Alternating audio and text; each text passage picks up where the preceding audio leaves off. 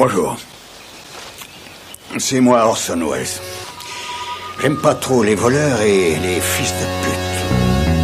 Salut, c'est Nos Ciné, votre rendez-vous avec le cinéma qui là tout de suite vous arrive sous forme d'extra ball, petite incartade à nos émissions habituelles pour prendre le temps d'évoquer un film, une ressortie ou une sortie DVD comme on va le faire là tout de suite en causant de À la recherche de l'ultra sexe, signé par le duo Nicolas et Bruno, la team à l'origine des merveilleux messages à caractère informatif qui ont renoué avec leur amour du détournement mais sauce porno cette fois-ci. Et pour en parler, évidemment, je suis accompagné d'Alexandre Herveau qui lui-même est issu d'un détournement crapuleux de Nicolas et Bruno. Bonjour Alex. Salut Thomas. C'est Nos Ciné extra ball spécial ultra sexe et c'est parti. Monde de merde. Pourquoi il a dit ça? C'est ce que je veux savoir. Alors Alex, c'est une sortie un peu spéciale parce que c'est à la fois un DVD et un bouquin. C'est ça, alors eux-mêmes, ils appellent ça un flimvre. Oui, c'est voilà, ça. le mélange du film et Ou du le livre. filmvre, je sais plus, enfin c'est compliqué à dire. Le flimvre. Et c'est vrai que mine de rien, c'est pas idiot parce que le film qui date donc, le détournement, l'ultra sexe, ça date de fin 2014. C'était passé en novembre 2014 sur Canal+, pour les 30 ans de la chaîne. Ça faisait partie de ces programmes-là originaux qui avaient été commandés à l'époque. Et il n'avait pas été édité en vidéo jusqu'à présent. Ce qui était un peu frustrant pour tous les gens. Il avait été un petit peu projeté en salle, en festival et tout ça. Ça, c'est évident. Effectivement, il a connu une vie, et heureusement pour lui, en dehors de la grille de Canal+. Puisqu'il a fait gagner un petit peu en culte aussi, parce qu'on en a beaucoup parlé à ce moment-là. Exactement. Sa première projection publique, c'était au Palais de Tokyo, qui avait eu 500 personnes hilares devant. Et ça avait tout déclenché, m'avait raconté Nicolas Bono récemment, que beaucoup de gens parmi le public avaient soit des ciné-clubs, soit des potes en province qui programmaient des trucs, etc. Donc bref, il y a toute une espèce de chaîne qui s'est mise en branle et le film a été projeté un peu comme en son temps un autre projet français barré qui est Goal of the Dead. Pas de sortie officielle au cinéma, pas de visa CNC, pas de distributeur en tant que tel, mais quand même une visibilité en salle sur grand écran un peu partout en France via des festivals, via des soirées. Et surtout le truc c'est que Nicolas et Bruno y ont mis du leur parce que ils sont pas contentés juste de balancer la copie en disant projetez-le de notre part et ça sera cool. Ils sont allés à chaque fois dans les projections, ils étaient déguisés, grimés en robots Daft Punk qu'on voit un des personnages de leur film. Ils sont très bons pour faire les cons. Et ils sont très très bons pour faire les cons, ce qui est assez paradoxal parce que ça n'a pas toujours été le cas. Enfin, si, ils ont toujours été bons pour faire les cons, ça c'est évident.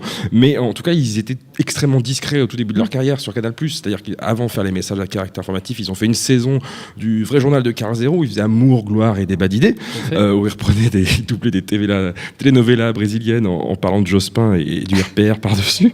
Et toute cette époque-là, ils refusaient les interviews. Quand ils en faisaient, c'était très rare, mais ils montraient pas leur gueule. On savait à peine qui ils étaient. On savait à peine qui ils étaient. On sait maintenant évidemment comment ils s'appellent. C'est Nicolas Charlet et Bruno Lavenne. Mais ils continuent de signer leur boulot collectif sous ce nom-là, Nicolas et Bruno, qui finalement leur va très bien parce qu'ils ont des prénoms très cogipien. Très cogip.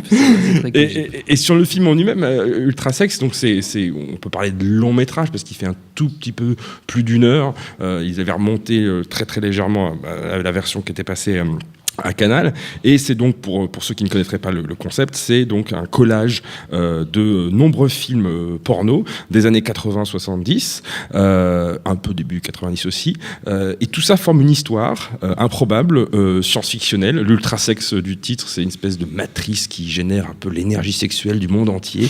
Et alors comme plein d'acteurs, gars comme filles évidemment, de films porno joués dans plein de films différents, ça leur a permis de pouvoir faire des chants contre chants avec le même acteur mais dans un film différent, de puiser. Et puis surtout ils ont puisé, initialement ils voulaient détourner qu'un seul film façon Woody Allen avec Lily la tigresse, mais ils ont préféré devant la masse de films qu'ils ont trouvé en faisant ce boulot, qu'ils ont pas fait tout seul, il y a plein de collectionneurs ou des gens de Netherlands qui leur ont filé des coups de main, en voyant la masse de films porno différents qui existaient, des pornos dans l'espace, des pornos western, des pornos japonais avec des tentacules, des pornos, bref, ils ont décidé d'en faire une espèce de patchwork, et le résultat est complètement taré évidemment, et pas uniquement à cause de leur dialogue débile qu'ils doublent tous à la bouche, même les bruitages de portes de vaisseau spatial qui s'ouvrent, pas seulement à cause de leur dialogue, mais surtout aussi parce que les films eux-mêmes qu'ils ont dégotés sont tarés. Un film, c'est quand même un porno sur une piste de rollerblade, enfin de patin roulette, où il y a des levrettes en mouvement, enfin bon, c'est avec des membres évidemment très très flasques. La tête d'Alexandre Herveau quand il lit levrette en mouvement. La joie dans les yeux d'un enfant. Évidemment. Et alors voilà, donc ce film-là qui sort pour les abonnés Canal fin 2014, et n'avait pas, malgré cette visibilité en salle dont on vient de parler, n'avait pas été édité en vidéo depuis. Et là, Nova Édition qui est un des nouveaux, on va dire, une excroissance de l'univers Rock, Pigasse, Nova, etc., sort ce premier bouquin, c'est ça, et c'est donc ce film, ce mélange de gros livres, hein. C'est un livre façon format rectangulaire assez épais, genre le livre que vous pouvez acheter pour votre grand frère à Noël ou votre petite sœur. Non, pas pour votre petite sœur. Peut-être pas pour la petite sœur.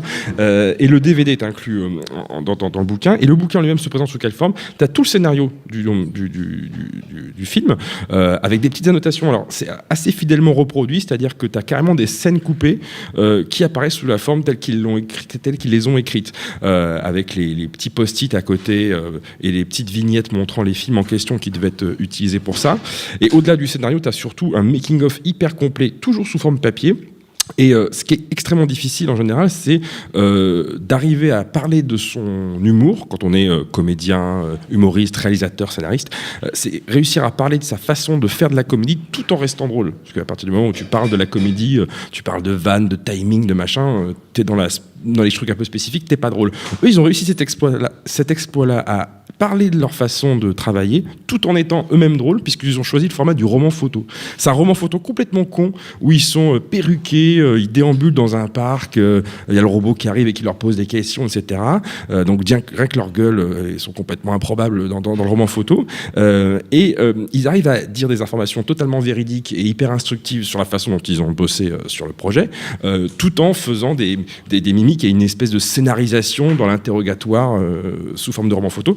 Moi, je pensais qu'en plus, c'était vraiment pour la blague qu'ils avaient dit « Ah tiens, on pourrait peut-être faire un roman photo ». Et en fait, les deux gars sont obsédés par les romans photos. Ils en collectionnent et ils sont même déjà apparus anonymement, complètement anonymement, dans des romans photos passés dans Nous deux, l'espèce de revue, une rare revue française qui en passe encore. Donc il y a une espèce de passion perverse pour le roman photo qu'ils ont enfin pu assouvir. Et puis dans les autres petits trucs qu'on peut trouver dans le bouquin, il y a une recette d'un cocktail, le cocktail ultra sexe, où évidemment, comme alcool, il y a du Suze-Boulard. J'en ai goûté quand je les ai rencontrés il n'y a pas longtemps, ça se voit comme du petit lait. Voilà. Et sur le film en lui-même qui résistera, je pense, un peu comme leur message à caractère informatif ou un peu comme la classe américaine résistera à de nombreux revisionnages.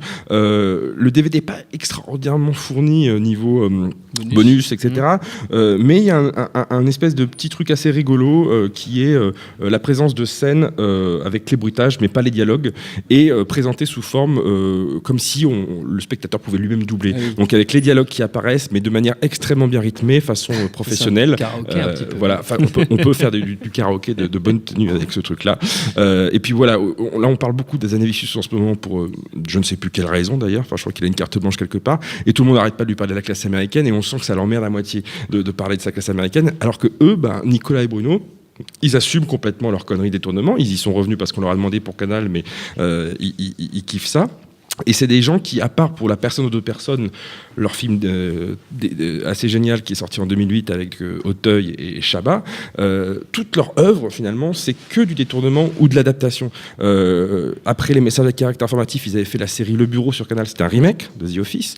Après ils ont fait en film Le Grand Méchant Loup, qui est un remake de film québécois.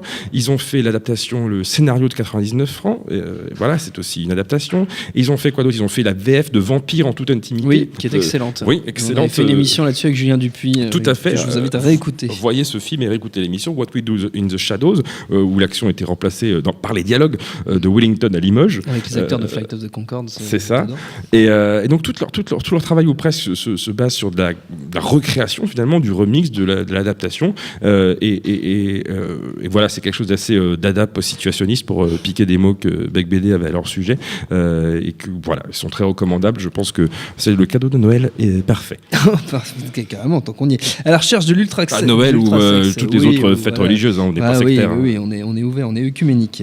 Tout à fait. À la recherche de l'ultra-sexe, c'est comme ça que ça s'appelle. Je pense qu'au moins toutes les religions sont d'accord pour dire que le sexe c'est mal. Donc comme ça, au moins un point sur lequel ils s'accordent. Le film, donc moitié film, moitié livre, ça sort chez Nova Édition et notre temps est écoulé. Merci Alex, merci à Jules à la technique, nosciné.com, binge.audio pour trouver toutes nos émissions, toutes les références qu'on vient de citer et toutes les infos sur notre réseau Binge Audio. Et puis nous on vous dit à très bientôt. Salut, c'est Mehdi Maizy. Retrouvez No Fun tous les vendredis, le podcast qui donne de l'amour à Kanye West, Michel Berger et Kalash Criminel. Uniquement dans No Fun.